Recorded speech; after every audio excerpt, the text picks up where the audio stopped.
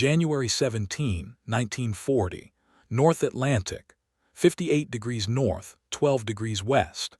The sea groans beneath a winter sky the color of spent gunpowder.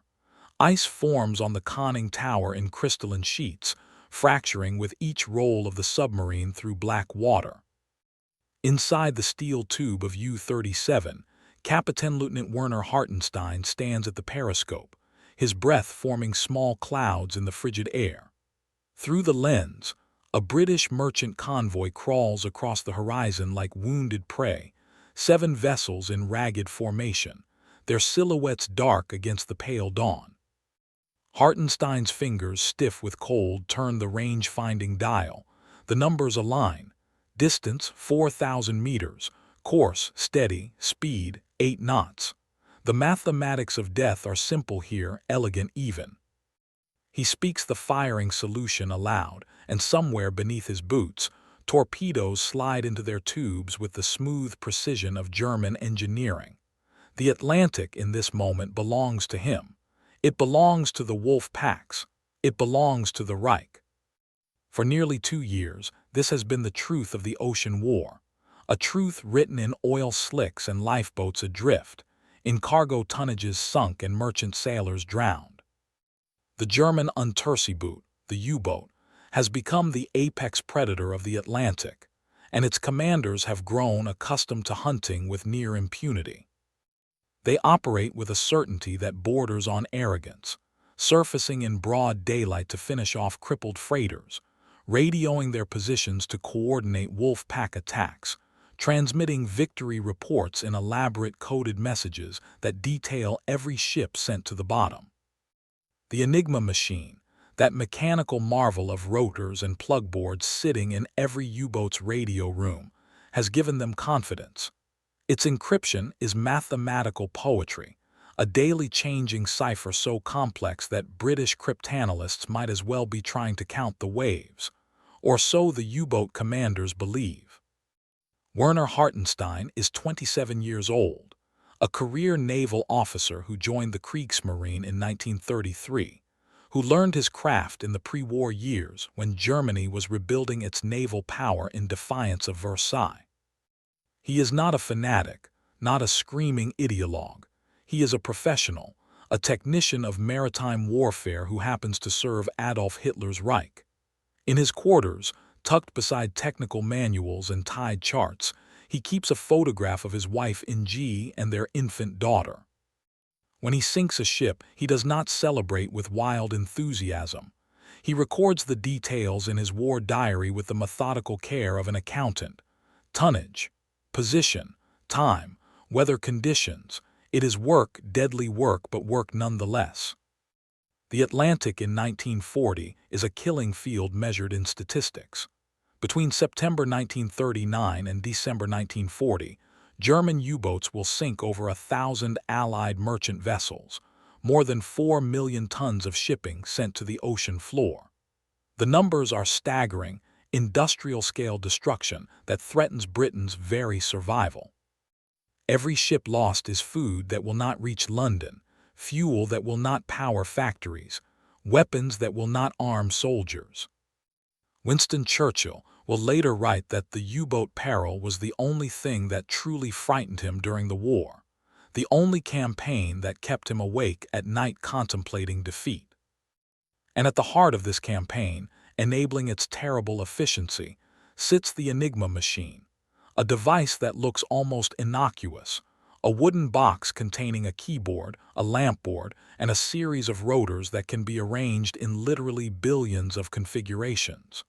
The German faith in Enigma is absolute. It is more than confidence in a machine.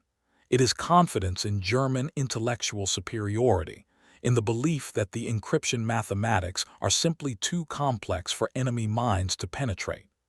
The machine was commercially available in the 1920s before the military adopted and modified it.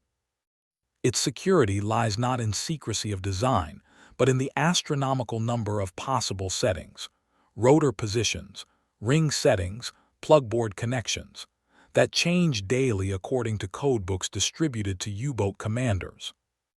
Each morning, The radio operator in Hartenstein's submarine consults that day's settings, configures the rotors, adjusts the plugboard, and suddenly every message transmitted is scrambled into apparent gibberish that only another properly configured Enigma machine can decode.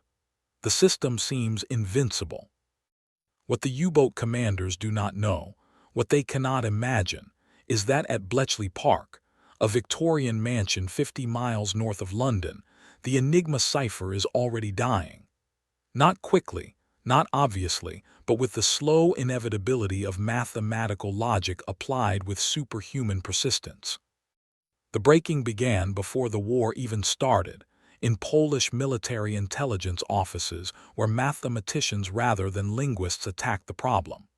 Marian Rejewski, Jerzy Rosiecki, and Henryk Zygalski, 3 young Polish cryptanalysts, had achieved what German engineers considered impossible. They reconstructed the internal wiring of the military Enigma's rotors using nothing but mathematics and intercepted messages.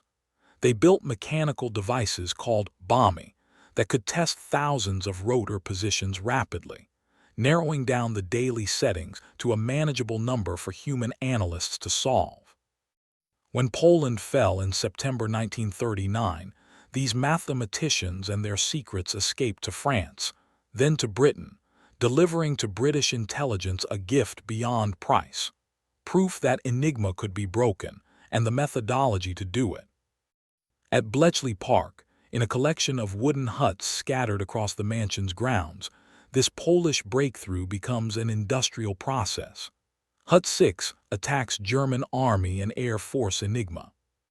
Hut 8, led by the brilliant and troubled mathematician Alan Turing, focuses on naval Enigma, the specific variation used by U-boats, which proves even more complex than its military cousins. Turing designs an improved mechanical device called the Bombe, a 6.5-foot tall apparatus of rotating drums and electrical circuits that can test Enigma settings at a speed no human team could match. But machines alone are not enough. The cryptanalysts need cribs, predictable pieces of plaintext that they can assume appear in encrypted messages. They need intercepts, thousands upon thousands of transmitted signals captured by radio stations around Britain's coast. They need capture material, codebooks, rotor settings, even intact Enigma machines recovered from sunken U-boats or captured vessels. The breaking happens in layers, in increments, in temporary victories that must be won again each day. Some days the code falls quickly, and the Admiralty receives intelligence about U-boat positions while those submarines are still at sea. Other days the analysts fail, and the code remains dark, impenetrable. In the first years of the war, these failures are common. Naval Enigma is harder than the other variants because U-boats at sea cannot receive frequent codebook updates, so the system uses additional security features, extra rotors, special settings for weather reports, indicators hidden in dummy messages. The cryptanalysts at Bletchley develop ulcers from overwork, smoke endless cigarettes, survive on tea and biscuits, and slowly, painstakingly, teach themselves to think like the machine.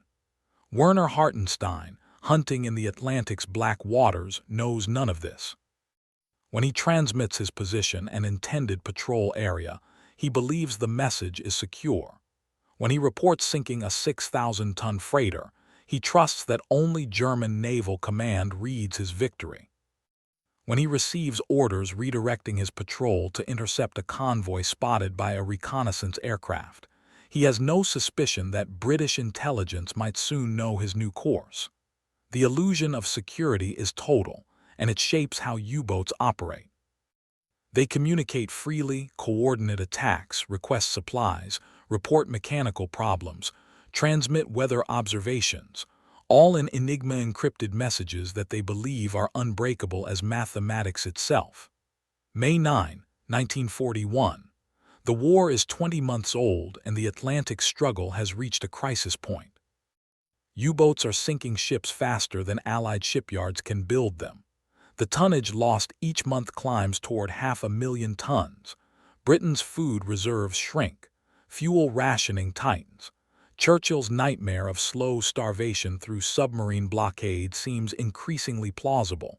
But on this May morning, something changes. British destroyers HMS Bulldog and HMS Broadway depth charge U-110 to the surface south of Iceland. The submarine surfaces, damaged and flooding, and her crew begins to abandon ship. But Sub-Lieutenant David Bombe aboard HMS Bulldog sees something the Germans do not intend. The submarine is not sinking fast, the hatches are open, and the crew has abandoned her too quickly. Bombe leads a boarding party across U-110's slippery deck, down into the submarine's interior where emergency lights still glow and water sloshes in the bilges. What they find in the radio room is intelligence beyond valuation. An intact Enigma machine, still set to that day's configuration. Codebooks detailing rotor settings for weeks ahead, signal logs, operating procedures, technical manuals. The boarding party works frantically, knowing the submarine could plunge to the bottom at any moment, stuffing documents into bags, carefully disconnecting the Enigma machine, passing everything up through the conning tower to the waiting boats. U-110's captain, Kapitänleutnant Fritz Julius Lemp, watches from the water and realizes with sick horror what has happened. He tries to swim back to the submarine, tries to scuttle her properly, but the British boats prevent him. He drowns in the attempt, and with him drowns the secret. The surviving German crew, picked up by British vessels, are kept in complete isolation, told nothing about the boarding, encouraged to believe their submarine sank with all hands before capture was possible. The deception is vital. If the Germans learn that Enigma material has been captured, they will change procedures, add security features, perhaps replace the entire system. At Bletchley Park, the captured material is triumph and burden simultaneously. The codebooks let cryptanalysts read naval Enigma for weeks without the daily struggle of breaking new settings. But the material also provides something more valuable: insight into how U-boat commanders actually use the system, the formulaic phrases they employ, the procedural mistakes they make. These become cribs for future codebreaking, patterns that Turing's bombs can exploit even after the captured codebooks expire. The intelligence derived from naval Enigma receives a classification beyond top secret. It is ultra, information so sensitive that only a handful of officials know its source. Convoy routing officers receive instructions to avoid certain Atlantic areas without being told why. U-boats that transmitted their positions suddenly find themselves attacked by aircraft that appear to arrive by impossible coincidence. Wolfpacks that report gathering for coordinated attacks mysteriously encounter convoys that have changed course at the last moment. In U-37's cramped control room, Werner Hartenstein begins to notice the small discrepancies in late 1941. A convoy that should have sailed into his patrol area never arrives. An attack planned for dawn finds the merchant ships already scattered, as if warned. A supply submarine scheduled to meet his boat at a remote mid-Atlantic coordinate is attacked by British destroyers within hours of arriving. How did they know? The explanations from command are vague. Bad luck, possibly a spy in port. Perhaps the British have improved their direction-finding equipment. No one suggests the impossible, that the British are reading the Enigma traffic with near-perfect reliability. The advantage is strategic, not tactical. British cryptanalysts cannot break Enigma fast enough to read messages in real time, and even when they break a day's settings, the intelligence must be disguised through cover stories and misdirection to prevent German suspicion. If a convoy alters course based on ultra-intelligence, RAF patrol planes must be sent to the area first, so the Germans will believe the convoy was spotted by aerial reconnaissance. If a U-boat is attacked based on its transmitted position, the Royal Navy ensures a direction-finding station transmits plausible radio chatter that could have triangulated the signal. The deception requires as much effort as the code breaking itself, a constant shadow war to protect the source while exploiting the intelligence. March 1943. The Battle of the Atlantic reaches its climax, the moment when the accumulated weight of code breaking, technology, and resources finally shifts the balance. 60 U-boats prowl the North Atlantic convoy routes. Admiral Karl Dernitz's wolf packs coordinated through a steady stream of Enigma encrypted radio traffic that Bletchley Park now breaks with routine efficiency. But the Germans still believe their communications are secure. They still believe their losses stem from bad luck, from improved Allied radar, from more escort vessels and better training. In March alone, U-boats sink 108 merchant ships. Dönitz believes he is winning, that he is bleeding Britain into submission one convoy at a time. What changes in spring 1943 is not a single revelation but a convergence. Ultra-intelligence becomes more reliable as more bombs come online at Bletchley, allowing faster daily breaks. Allied escort carriers begin operating in the mid-Atlantic gap, where land-based aircraft cannot reach. New radar sets can detect surface submarines in darkness or fog. Improved depth charges and ahead-throwing mortars make anti-submarine attacks more lethal. And through it all, ultra-intelligence guides the operational strategy, routing convoys away from wolf pack concentrations, directing escorts toward U-boats refueling at sea, anticipating Dönitz's planned ambush points before the submarines arrive. In May 1943, the statistics reverse with shocking abruptness. 41 U-boats are destroyed in a single month, a loss rate approaching 25%, mathematically unsustainable. The crews that survive report impossible encounters, enemy aircraft appearing in the mid-Atlantic where no aircraft should operate, depth charge attacks beginning immediately upon diving with no time for evasion, convoys that alter course as if they know the wolf pack positions in advance. On May 24, Admiral Dönitz makes the agonizing decision to withdraw U-boats from the North Atlantic convoy routes, effectively admitting defeat in the campaign that was supposed to strangle Britain.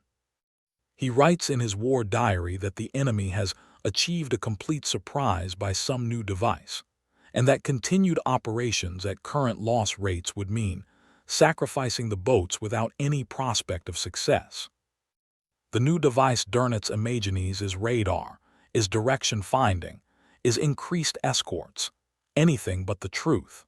Because the truth is unthinkable, that for years British intelligence has been reading the Kriegsmarine's most secret communications with increasing efficiency, that every Enigma transmission has been a beacon illuminating U-boat positions and intentions, that the mathematical certainty German engineers placed in their encryption was misplaced confidence born from underestimating enemy capability. The machine that was supposed to be unbreakable was broken through human intelligence, mathematical brilliance, industrial persistence, and the gradual accumulation of tiny advantages. A captured codebook here, a recognized phrase pattern there, a procedural mistake that became a predictable crib. Werner Hartenstein does not live to see the final defeat. In March 1943, U-156 under his command is attacked by U.S. Army bombers off Barbados and sunk with all hands. He dies still believing in the security of Enigma, still trusting that when he transmitted position reports and convoy sightings, only German eyes read the intelligence. His last radio message, encrypted by the machine he trusted, was broken at Bletchley Park within 18 hours. Too late to save him, but early enough to become part of the vast intelligence mosaic that was strangling the U-boat campaign. The breaking of Enigma remains secret long after the war ends. The British continue using captured Enigma machines for diplomatic and commercial encryption in their former colonies, and they see no reason to inform those colonies that British intelligence can read every message. Former Bletchley Park staff are sworn to secrecy through the Official Secrets Act, threatened with prosecution if they reveal what they did during the war. Alan Turing, whose bomb design and mathematical insights were central to breaking naval Enigma, dies in 1954 with his wartime achievements still classified. The story begins to emerge only in the 1970s when the British government gradually declassifies the ultra-secret, and historians begin to understand how profoundly signals intelligence shaped the war's outcome. The German U-boat commanders were right about one thing. The Atlantic was theirs for a time, those early war years when they hunted with near impunity, and their encrypted communications seemed unbreakable. They were professional sailors doing the work of war with the tools their nation gave them, trusting in German engineering and mathematical sophistication. That trust was not foolish. Enigma was a remarkable achievement for its era, complex beyond anything that should have been manually breakable. What they failed to understand was the power of institutions dedicated to breaking it. The Polish mathematicians who proved it possible, the British codebreakers who made it routine, the industrial effort that built more bombs and deployed more intercept stations and captured more codebooks. In the mathematics of naval warfare, the Battle of the Atlantic was a calculus of tonnages and loss rates, of ships sunk versus ships built, of submarine kills versus submarine production. The side that could sustain its losses while inflicting unsustainable losses on the enemy would eventually prevail. Enigma intelligence tilted that calculus just enough, just consistently enough, to slowly shift the balance from German advantage to Allied victory. It did not win the Battle of the Atlantic alone. Technology, industrial production, tactical innovation, and sheer human courage all contributed, but it was the force multiplier that made the other advantages decisive. The symbolic object in this story is not food or weaponry, but the machine itself, the Enigma, sitting in its wooden case in 10,000 different locations, its rotors clicking through their daily settings with mechanical precision, its operators typing messages that they believed were secured by unbreakable mathematics. That machine represented the German faith in technological superiority, in engineering excellence, in the belief that their systems were simply too sophisticated for enemies to penetrate. And the machine's failure represents the hidden truth of the war.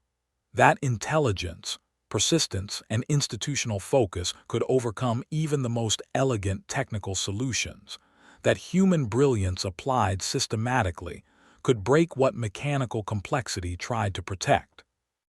Werner Hartenstein kept a small leather notebook in his quarters aboard U-37, a personal journal separate from the official war diary. In it, he recorded not tactical details but observations, feelings, the weight of command. An entry from December 1940 reads, "The ocean is vast and we are small within it, but we are not helpless. We have our boats, our training, our courage, and our codes. With these tools, we can strike where we choose and vanish before the enemy responds." This is modern war, not mass against mass, but intelligence, precision, technology. We are the wolves and the Atlantic is our hunting ground. The confidence in those lines is absolute, and it was not unreasonable. In December 1940, U-boats were sinking ships at a rate that suggested Britain might indeed be starved into surrender. The code seemed unbreakable. The technology seemed sufficient. The strategy seemed sound.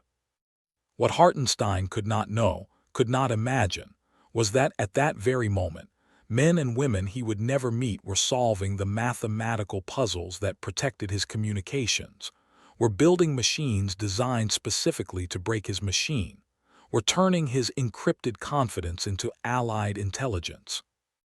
There is a peculiar cruelty in this kind of defeat, to fight bravely and skillfully, while unknowingly betraying your own positions and intentions to trust in a system that has already been compromised. To lose not because of cowardice or incompetence, but because the enemy has gained an invisible advantage that nullifies your every move. The U-boat crews were not cowards. Many were highly skilled, dedicated to their service, operating under conditions of extreme danger and discomfort. They endured the claustrophobic terror of depth charge attacks, the isolation of weeks underwater, the constant mathematical calculation of fuel and supplies and torpedo loads.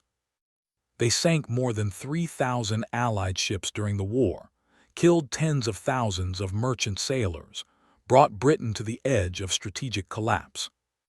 And yet they lost, in the end, because their communication security was an illusion, because mathematical complexity is not the same as mathematical impossibility, because the British were willing to commit unlimited resources to the single problem of reading German naval codes. The industrial effort at Bletchley Park, eventually employing 10,000 people in cryptanalysis, translation, intelligence assessment, and support roles, was itself a kind of warfare, silent and invisible, but as ruthlessly effective as any military campaign. The transformation that breaking Enigma represented was not merely tactical but philosophical. It demonstrated that in modern warfare, information could be as decisive as firepower, that intelligence institutions could shape outcomes as profoundly as armies and navies, that the silent work of mathematicians in country estates could change the trajectory of global conflict. The U-boat commanders thought they commanded the Atlantic through steel and torpedoes and courage, and they did for a time. But ultimately, they lost it in the invisible realm of broken codes and accumulated intelligence, in the patient work of people they never saw and machines they didn't know existed. When Admiral Dönitz withdrew his U-boats from the North Atlantic in May 1943, he was acknowledging a defeat he did not fully understand. He knew his losses were unsustainable, knew that somehow the Allies had gained an advantage he could not overcome, but he never suspected the true source. After the war, when the Enigma secret finally emerged, surviving U-boat officers expressed not just surprise but a kind of wounded betrayal.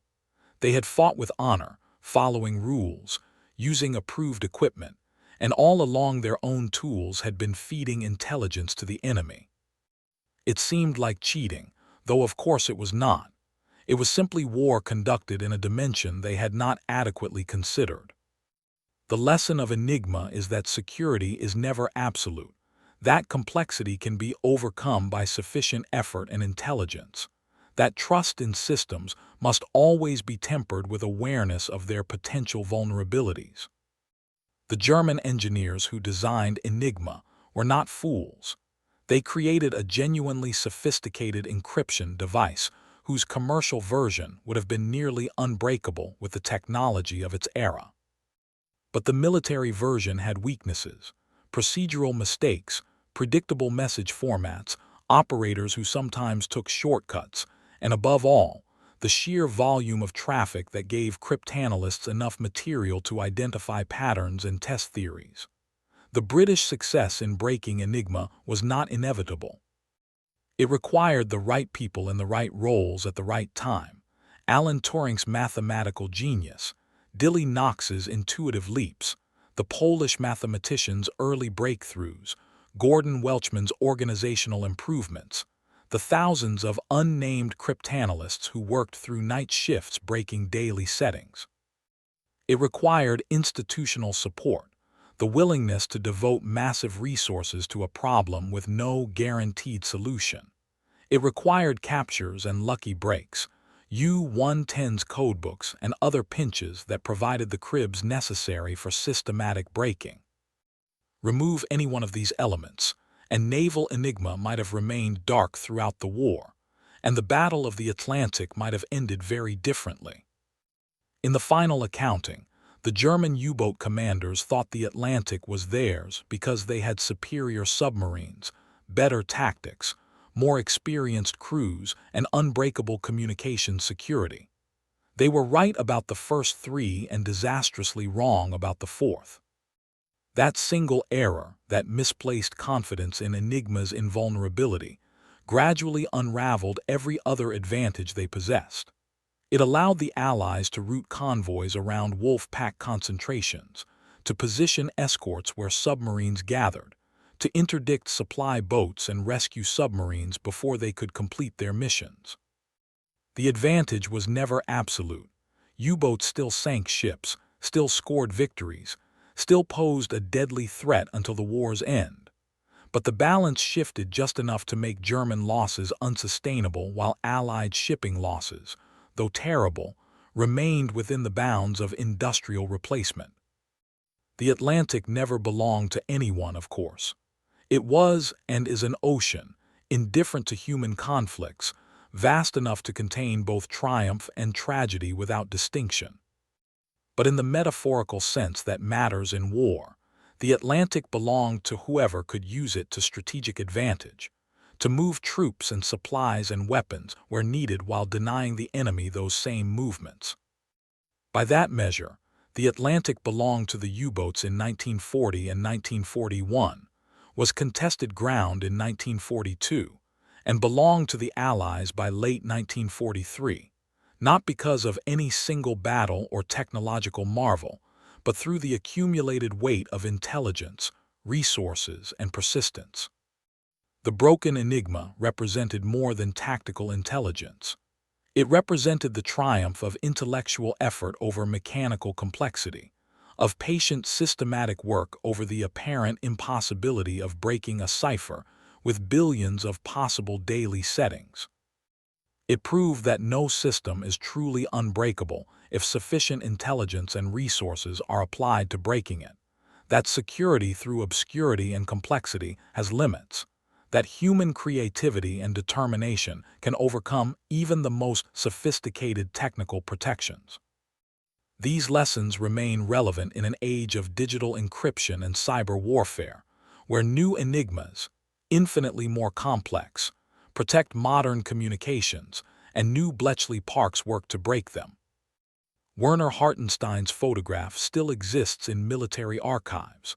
A young man in naval uniform, serious-faced, with the Iron Cross at his throat and the eyes of someone who has known command and danger.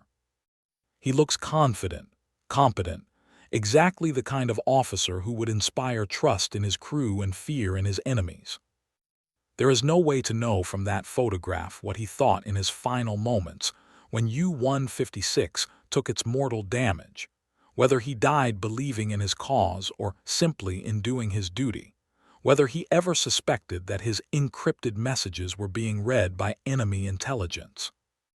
The photograph preserves only the exterior, the uniform, the decorations, the controlled expression, while the interior life, the thoughts and fears and beliefs, vanished with him into the Atlantic's depths. The ocean keeps its dead without judgment or distinction. British merchant sailors and German U-boat crew rest together in the abyssal darkness, their battles ended, their causes rendered moot by death and time.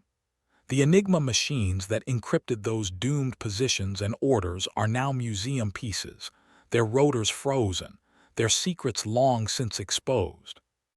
The wooden huts at Bletchley Park have been preserved as monuments to the invisible war of intelligence, where code breakers fought with mathematics and persistence rather than weapons.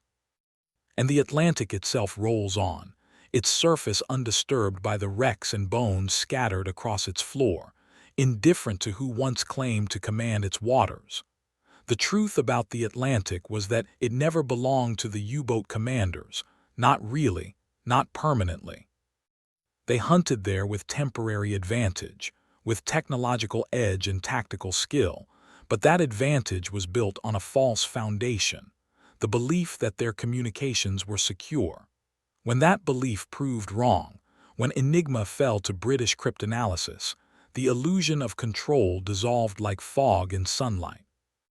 The ocean that seemed theirs revealed itself as contested space, where invisible forces, intelligence, deception, mathematical persistence, mattered as much as steel and courage.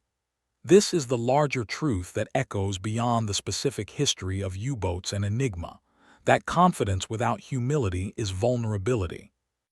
That systems trusted absolutely become single points of failure that the enemy you cannot see. The cryptanalyst in the country mansion, the mathematician with the new idea, the patient analyst building knowledge from fragments, may be more dangerous than the enemy firing guns. The German U-boat commanders were professional warriors who trusted their tools and followed their training.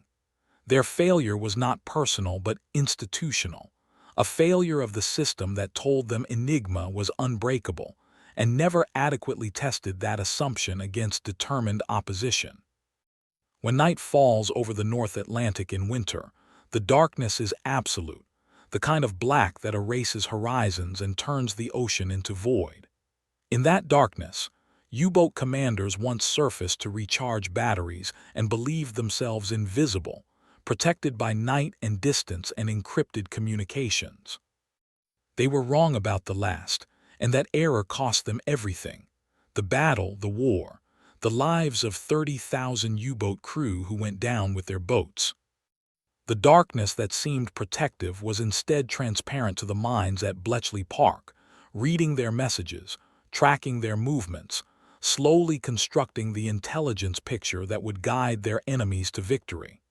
The Atlantic remembers none of this. Waves break and reform without memory. Currents flow along paths determined by temperature and the Earth's rotation. Storms sweep across the water following patterns of atmospheric pressure that care nothing for human conflict. But we remember, must remember, because the lessons matter. About hubris and humility, about the limits of technical confidence, about the power of persistent intelligence applied to difficult problems. The German U-boat commanders thought the Atlantic was theirs until Enigma was broken in secret. And in that single sentence lives a warning that echoes across decades: that what we believe is secure may already be compromised, that our advantages may be temporary illusions, that somewhere someone may be solving the puzzle we believe is unsolvable. The story ends not with dramatic revelation but with slow recognition, with statistics that gradually shift, with an operational commander's decision to withdraw from a battle he no longer understands how to win. It ends with machines sitting silent in archives, with survivors who carried secrets for decades, with historians piecing together the invisible dimension of warfare that shaped the visible one.